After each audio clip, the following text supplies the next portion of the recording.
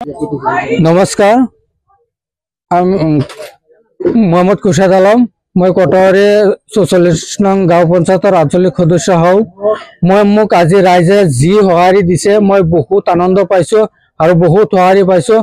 ৰাইজক মই ধন্যবাদ জ্ঞাপন কৰিছোঁ। ৰাইজে মোক উৎসাহ দিয়াৰ কাৰণে। ৰাইজে মোক নিৰ্দলীয়ভাৱে প্ৰাৰ্থী বিচাৰি উঠাইছে। ৰাইজে এতিয়া মোক সঁহাৰি দি আছে। কাম আহে চৰকাৰৰ পৰা ৰাইজৰ লগত আলোচনা কৰি গোটেইখিনি কাম ৰাইজৰ লগত বহি একেলগে মিলি পিটি কাম কৰি যাম বুলি মই প্ৰতিশ্ৰুতি দিছোঁ।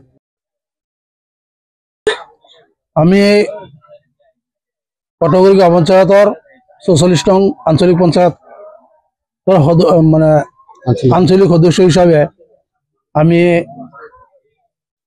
খুৰশ্বাদ আলম তেখেত আমাৰ এই অঞ্চলৰ আগৰে পৰা পৰিচিত আমাৰ যুৱক ল'ৰা।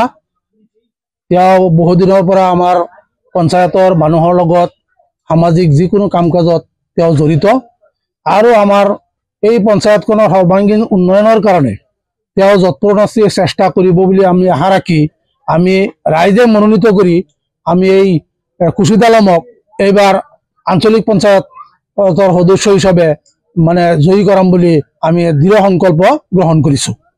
আমাৰ কংগ্ৰেছ দলৰ পৰা টিকেট সংক্ৰান্তত বহুত খেলি মেলি। তেওঁলোকে এবাৰ এজনক দিব, এঘণ্টাৰ পিছত আৰু এজনক দিব। তেনেকৈ আমাৰ কটৱাৰী আঞ্চলিক পঞ্চায়তত দুজন কেণ্ডিডেটক টিকেট দিলে, যাৰ সন্দৰ্ভত লাষ্টত মিজানুৰ ৰহমানক কেঞ্চেল কৰি আবু হানিফাক যিজন ল'ৰাক দিছে তেওঁ আমাৰ ৰাইজে একচেপ্টেবল নহয়। যাৰ কাৰণে আমি ৰাইজে বাধ্য হৈ আমাৰ নিৰ্দলীয় নিকা ভাৱমূৰ্তি ল'ৰা খুৰশ্বাদ আলমক আমি ৰাইজে সমৰ্থন আগবঢ়াই তেখেতক জয়ী কৰাম বুলি আমি সংকল্প লৈছোঁ।